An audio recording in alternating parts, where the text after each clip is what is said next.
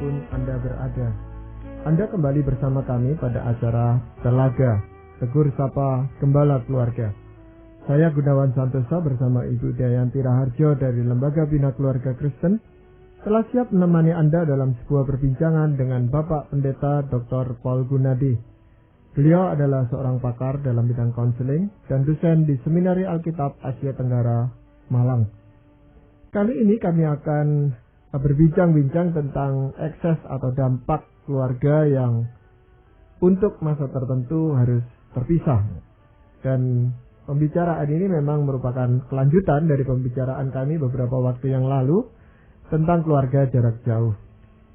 Kami percaya acara ini pasti akan sangat bermanfaat bagi kita sekalian, dan dari studio kami ucapkan selamat mengikuti.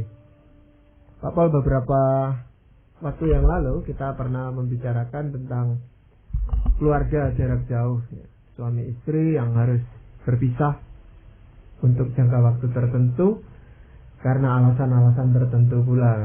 Nah, untuk mengingatkan pendengar akan topik pembicaraan kita waktu itu, mungkin Pak Paul bisa menyampaikan apa sebab-sebabnya atau faktor-faktor penyebab apa saja biasanya yang membuat suami istri itu harus terpisah gitu.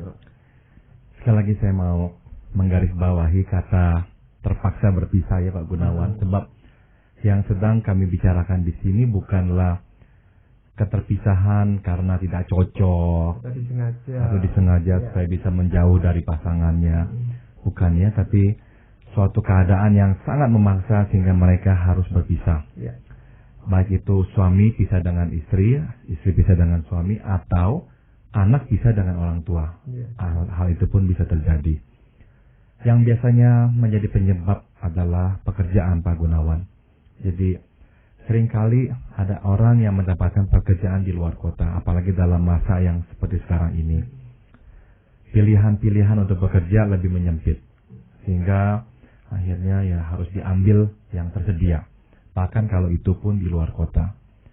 Misalkan yang contoh jelas adalah cukup banyak TKW yang harus pergi ke luar negeri untuk bekerja, sedangkan istri atau anak atau suami mereka ada ditinggal di sini. Yang lain adalah masalah anak, Pak Gunawan. Jadi ada kalanya tidak bisa memindahkan anak karena faktor sekolah, atau misalkan dia harus masuk ke pedalaman dan tidak bisa membawa anak-anak untuk bersekolah di daerah pedalaman, sehingga akhirnya diputuskan anak-anak dan istrinya tetap tinggal di kota dan si suami itu yang harus pergi masuk ke pedalaman. Contoh-contoh seperti itu. Yang berikutnya lagi adalah tentang penyesuaian. Penyesuaian ini bisa menjadi faktor penyebab. Maksudnya adalah salah satu dari anggota keluarga, baik itu anak, suami atau istri, mengalami kesukaran untuk menyesuaikan diri dalam keadaan tersebut. Dan daripada dipertahankan untuk menjadi lebih parah dan lebih berdampak buruk bagi keluarga, akhirnya diputuskan supaya yang mengalami kesulitan itu dipisahkan dulu, kembali ke lingkup yang semula yang lebih cocok untuknya. Hal seperti itu juga bisa terjadi. Dan yang biasanya juga menjadi penyebab adalah yang kita kategorikan kebutuhan khusus. Misalnya, ada yang harus merawat orang tua, sehingga suaminya harus pindah ke kota yang lain, dan dia juga mau pindah, tapi orang tuanya sudah sakit-sakitan dan tua dan harus dirawat, sehingga terpaksa ya dikorbankan, dan si istri itu tinggal di rumah untuk merawat orang tua. Atau yang lain juga adalah kebutuhan medis. Misalkan si suami dapat pekerjaan di kota lain dan dia harus pindah, dan semuanya mau pindah. Tapi masalahnya adalah misalkan si istri itu mempunyai penyakit tertentu dan hanya ada pengobatan di kota yang tertentu pula. Atau si anak itu juga tidak cocok dengan udara yang lembab, sebab dia misalnya asma, harus di udara yang kering. Tapi si suami tidak ada pekerjaan di tempat ini dan harus pindah ke tempat lain. Nah, kebutuhan khusus seperti itu juga akhirnya menyebabkan mereka harus berpisah. Dan yang lain juga adalah misalnya ancaman, ketidakamanan. Nah, ini yang kita sebetulnya saksikan pula sejak mungkin 2 tahun terakhir ini. Banyak anak-anak yang disekolahkan di luar negeri, misalkan di Malaysia atau di Singapura, karena adanya rasa tidak aman kalau terjadi lagi kerusuhan dan anak-anak menjadi korban, sehingga akhirnya orang tua merelakan untuk mengirim anak-anak pergi ke negara-negara lain. Dan sekali lagi ini juga adalah suatu keterpaksaan ya. Saya pernah berbicara dengan sepasang suami istri yang harus berpisah dari anak-anak mereka karena anak mereka disekolahkan di negara lain. Dan suatu kami berbicara, si istri menangis terus menerus, sedih ya. Karena apa ya? Karena ini suatu keadaan yang memang tidak ideal dan mereka tidak inginkan. Tapi mereka merasa inilah yang harus mereka lakukan demi keselamatan anak-anak mereka. Ya, memang kita bisa perdebatkan tentang masalah keselamatan ya, keamanan. Namun ya bagi orang-orang yang di kotanya pernah menyaksikan kerusuhan yang begitu hebat, mereka tidak akan lagi berani mengambil risiko. Daripada mengalami seperti itu lagi, lebih baik anak-anak dikirim keluar. Nah, ya, mungkin kalau dengan faktor anak, Bapak ya, toh cepat atau lambat gitu anak-anak dewasa ya, mungkin mereka harus pindah kota karena sekolah dan sebagainya. Tapi masalahnya kalau suami istri itu, Bapak ya, itu yang jauh lebih peka mungkin, yang perlu mendapatkan perhatian. Kalau harus terpisah, Bapak ya, suami istri itu, lalu dampaknya apa sebenarnya? Yang pertama adalah akan menimbulkan ketidakseimbangan. Ketidakseimbangan ini saya bagi dalam dua kategori, Pak Gunawan. Yang pertama ketidakseimbangan interpersonal, yang kedua adalah intrapersonal. Yang saya maksud dengan interpersonal adalah kita ini membutuhkan satu sama lain untuk bisa mengisi kebutuhan kita. Nah, otomatis kita menjadi seperti kita itu karena kehadiran pasangan kita. Ya. Waktu dia tidak ada, misalnya tidak ada tempat untuk bicara, menumpahkan perasaan hati, tidak ada tempat di mana kita bisa merilekskan diri. Jadi kehilangan dia sudah pasti akan membuat ketidakseimbangan dalam kehidupan kita yang sudah terbiasa dengan hadirnya dia. Itu yang pertama tentang interpersonal. Juga ketidakseimbangan intrapersonal. Maksudnya begini, kita akhirnya terbiasa untuk hidup atau berfungsi dengan kehadiran pasangan kita. Dan ada hal-hal yang terpenuhi oleh karena kehadiran pasangan kita. Contoh, kita akan merasa berharga gitu, untuk kita bisa masak untuk dia. Tiba-tiba sekarang tidak ada lagi yang bisa mencicipi masakan kita. Misalnya seperti itu. Atau si suami biasa pulang dan ada anak-anak, ada istri yang menyambutnya. Dia merasa kalau dia pulang, dia itu mengharapkan sesuatu yang bisa menyegarkannya. Nah, sekarang dia pergi jauh. Tidak ada yang menantikan dia di rumah. Waktu dia pulang, tiba-tiba tidak ada yang menyambut untuk menyegarkan dia.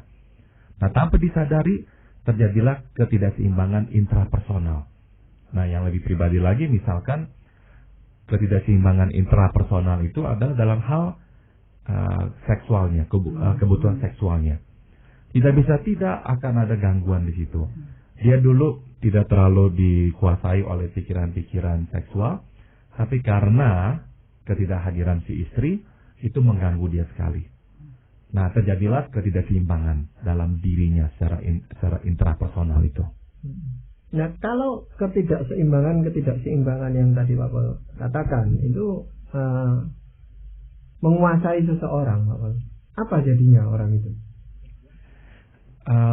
Sudah jelas dia menjadi orang yang mempunyai kebutuhan yang besar.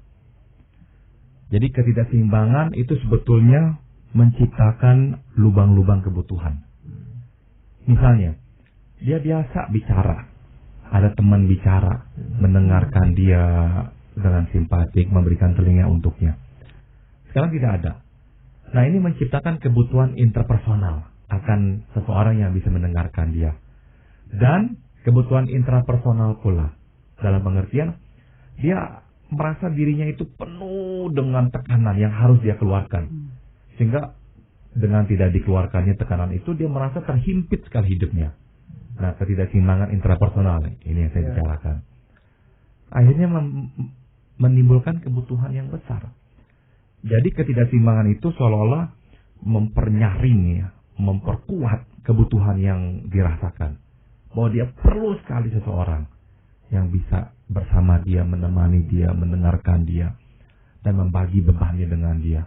Nah, itu kan membuat mereka itu mendapat peluang dari luar, Pak. Tepat sekali, Bu Ida. Jadi kebutuhan yang besar itu sebetulnya dapat diibaratkan dengan pintu yang terbuka lebar-lebar. Dengan kata lain, mereka membuka peluang, membuka diri ya, untuk dimasukkan ya oleh unsur-unsur luar atau orang-orang lain. Intinya begitu. Iya. Jadi merawankan sekali itu. Nah, kalau kondisi itu disadari, mungkin dia bisa lebih mengatasi masalah itu, Pak Boleh. Tetapi kalau tidak disadari bahwa dia sedang terbuka dirinya, itu bahaya apa yang bisa dialami? Sudah tentu yang pertama yang paling sering terjadi adalah perselingkuhan. Perselingkuhan. Jadi itu sering terjadi waktu suami dan istri terpisah, akhirnya terjadi perselingkuhan. Dan kita akhirnya harus mengakui bukan saja pihak pria yang berselingkuh, bisa-bisa juga pihak wanita yang berselingkuh. Karena dua-duanya dalam keadaan yang sangat butuh dan sangat rawan. Tapi itu kan ada jangka waktu tertentu gitu, Pak Pol. Kalau cuma seminggu atau 2 minggu gitu, apa memungkinkan itu terjadi? Kalau seminggu 2 minggu, kalau dasarnya orang itu memang baik dan setia, kemungkinannya sangat kecil. Jadi makin lama mereka itu berpisah, makin besar pula peluangnya. Betul. Jadi peluangnya muncul karena memang adanya kebutuhan yang besar itu, Pak Gunawan ya. Sehingga kebutuhan yang besar itu harus dipenuhi. Yang lainnya lagi adalah, sewaktu kita berpisah, tidak bisa tidak, kita harus mulai menata hidup kita kembali. Supaya kita bisa terus hidup. Sebab kalau hidup terus-menerus dirundung oleh kesedihan, kehilangan pasangan kita bisa-bisa tidak berfungsi dengan optimal. Nggak bisa bekerja dengan penuh konsentrasi dan sebagainya. Akhirnya apa yang kita lakukan? Kita mulai beradaptasi. Itu adalah kodrat manusiawi kita. Kita mulai beradaptasi dengan kesendirian kita. Nah, masalahnya adalah waktu dua-dua mulai beradaptasi, yang terjadi sebetulnya adalah dua-dua makin tidak membutuhkan pasangannya. Nah, itu juga bisa terjadi. Karena dia menganggap sendiri ya bisa hidup gitu ya, Pak. Betul. Dan itu adalah konsekuensi natural. Sewaktu kita bisa beradaptasi hidup sendiri, kebutuhan kita untuk adanya pasangan kita di samping kita makin berkurang. Kita mencoba menyesuaikan diri, memenuhi kebutuhan kita sendiri. Misalkan dulu si ibu ini harus tanya suaminya tentang anaknya. Sekarang tidak ada si suami, tidak bisa tanya langsung. Tanyanya misalnya sebulan kemudian atau 3 minggu kemudian. Jadi harus pecahkan sendiri, terpaksa. Lama-lama dia bisa.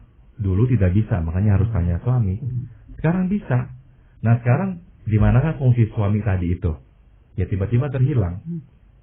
Jadi dengan kata lain, hubungan yang dipisahkan akan membawa dampak pada yang kita sebut konstelasi hubungan itu.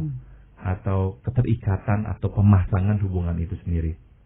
Sehingga peranan yang dulu diemban oleh masing-masing, tiba-tiba berubah sekarang. Tiba-tiba berubah. Karena kebutuhan-kebutuhan yang dulu dipenuhi oleh pasangannya, sekarang terpenuhi sendiri dengan caranya dia. Maka kalau tidak hati-hati setelah berpisah untuk jangka waktu tertentu yang lama, kalau kembali bukannya mesra. Mesranya hanya hari pertama. Setelah itu apa yang terjadi? Kepingin pisah lagi. Kepingin pisah lagi dan cekcok. Bertengkar.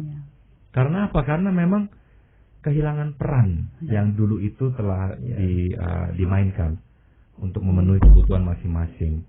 Sekarang tidak ada lagi peranan itu. Dan harus memulai peranan yang baru. Tapi tidak tahu peranan apa yang harus diemban karena memang tidak ada kontak interaksi langsung. Jadi seolah-olah mereka bertemu di dalam kevakuman. Mau ngapain ini? Ntar suami masih mau ngatur si istri marah. Misalnya begitu. Atau si istri mau nanya-nanya si suami marah. Karena kenapa? Sudah terbiasa hidup tanpa ada yang mengatur, tanpa ada yang menanya-nanya kepada dia. Iya. Itu juga bisa terjadi antara orang tua dan anak loh, ya, kalau lama berpisah. Ya. Itu yang sering terjadi. Begitu anak-anak pulang, ibu atau ayah menyuruh-nyuruh, menanya-nanyakan, anaknya tidak mau cerita sama sekali. Iya. Itu sering terjadi. Betul. Iya. Dan mungkin orang tuanya juga merasa jadi hiruk pikuk rumah itu gitu. Yang tadi nggak tenang, nggak ada anak-anak itu jadi bisa terganggu. Betul. Mula-mula anak-anak tidak ada, mereka pasti kesedihan, sepi. Tapi begitu anak-anak pulang, satu hari senang luar biasa, hari kedua mulai tidak senang, hari ketiga sangat tidak senang. Jadi yang pasti kerugiannya lebih besar ya Pak Po daripada manfaatnya. Kalau saya lihat kerugiannya besar, lebih besar daripada manfaatnya. Meskipun ya seperti yang kita telah bicarakan sebelumnya, kita ini ngomong bukannya tanpa kepekaan ya dengan orang-orang yang terpaksa harus melakukannya. Dan ya saya pribadi mau sekali lagi ya menekankan kepada para pendengar bahwa ya kami simpatik ya dengan orang yang harus melakukannya karena keterpaksaan. Tapi memang kerugiannya besar sekali. Jadi kalau kita sudah menyadari bahwa keterpisahan ini atau keluarga jarak jauh ini kerugiannya besar, banyak, tentunya akan harus dipertimbangkan masa-masa gitu Pak Pal ya, sebelum diputuskan apa memang sangat perlu untuk berpisah. Nah, di dalam hal mempertimbangkan ini, faktor-faktor apa yang perlu dipertimbangkan? Yang pertama tadi yang sudah disinggung oleh Ibu Ida adalah faktor manfaat dan kerugiannya. Benar-benar dua-dua suami dan istri harus dengan pikiran jernih mendaftarkan kerugian dan manfaatnya. Mana yang lebih besar?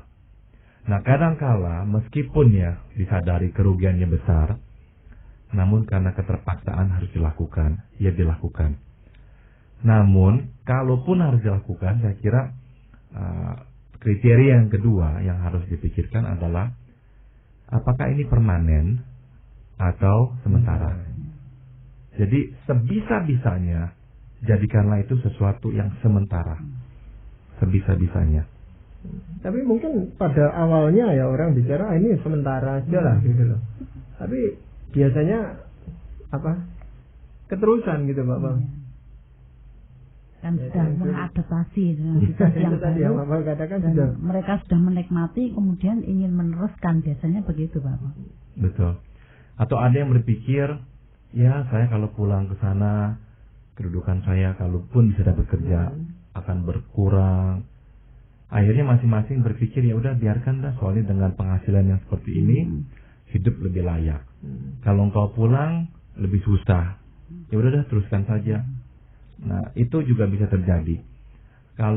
Makanya kalau bisa, tadi saya tekankan ya, tetap bersama. Jadi hanya lakukan kalau memang sudah sangat terpaksa. Kalau tidak ya jangan. Iya. Lalu faktor yang lain Pak Bang yang harus dipertimbangkan selain mempertimbangkan kerugian dan manfaatnya tadi. Nah, kita harus perhatikan juga kuat lemahnya kita. Jadi meskipun harus dilakukan, tetap pertanyaan yang berikutnya adalah kuat atau tidak? Mampu atau tidak kita melaluinya? Nah, kalau kita sadari kita tidak kuat, meskipun harus ya, meskipun kita rasa kita harus pergi keluar, ya jangan. Sebab daripada kita lakukan dan kita lemah, akhirnya berantakan dan jatuh ke dalam pencobaan, mendingan jangan. Mendingan jangan. Nah, orang mungkin bertanya, bagaimana tahu kita kuat atau lemah? Ya coba saja dalam waktu yang tertentu, coba pisah misalnya. Bisa tidak tahan? Berapa tidak seimbangnya kita dibuatnya? Sebab kalau misalkan kita menjadi orang yang sangat tidak seimbang, misalnya gara-gara tidak ada suami, kita terus stres, marah-marah, memaki-maki anak dan sebagainya, itu pertanda kita tidak kuat. Atau si suami juga di tempat pekerjaannya uring-uringan, marah-marah dengan rekannya dan bawahannya, itu pertanda tidak kuat. Nah, jadi kuat tidak selalu berarti menghadapi godaan seksual. Jadi kuat tidak kuat dalam pengertian bisa nggak membuat hidupnya itu relatif seimbang kembali. Apakah anak itu juga dijadikan faktor pertimbangan, Pak? Tepat sekali Pak Gon. Jadi kita harus lihat pertama-tama usia anak. Jadi jangan meninggalkan anak yang masih kecil. Itu prinsip yang pertama ada. Kalau tidak sangat-sangat harus, jangan tinggalkan anak yang masih kecil. Anak semakin remaja, belasan tahun, ya semakin memang lebih bisa ditinggalkan. Tapi kita juga harus lihat faktor yang kedua tentang anak. Faktor kebutuhan si anak itu. Kebutuhan si anak macam-macam, sebab anak tidak sama. Ada anak yang sangat bergantung pada salah satu orang tua. Misalkan, karena dia adalah anak perempuan satu-satunya, kakak-kakak, adik-adiknya semua laki-laki, dia sangat dekat dengan ibunya. Karena ibunya itu adalah satu-satunya teman wanita dia. Nah, misalkan sekarang mereka harus berpisah, si anak disekolahkan di luar. Nah, ini mungkin sekali berdampak yang tidak baik pada si anak. Karena dia kehilangan pegangan hidupnya itu, yakni mamanya. Atau kebalikannya, anak laki satu-satunya, kakak adiknya semua wanita. Dia dekat dengan ayahnya, sebab ayahnya menjadi modelnya, pegangan hidupnya, tempat dia berbicara.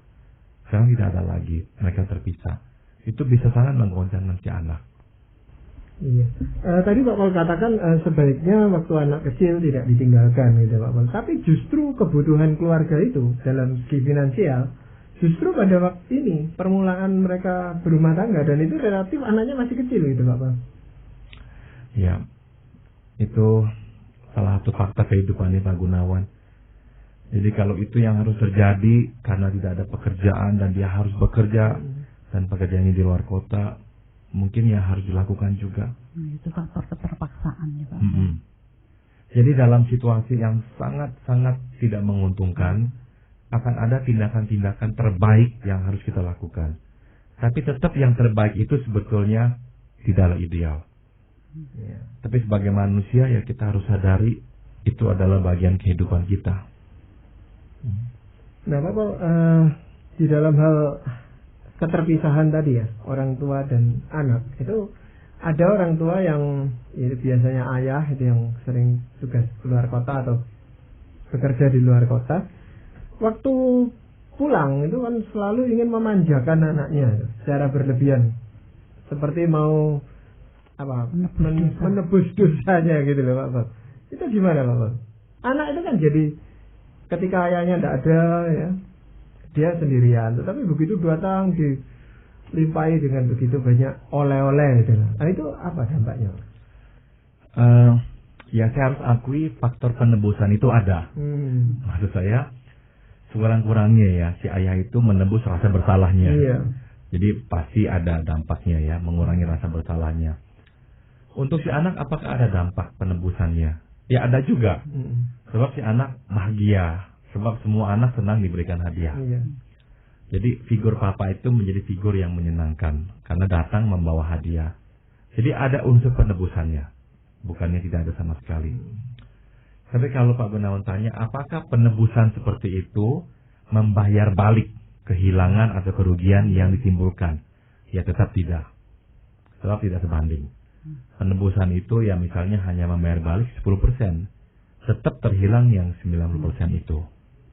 Iya.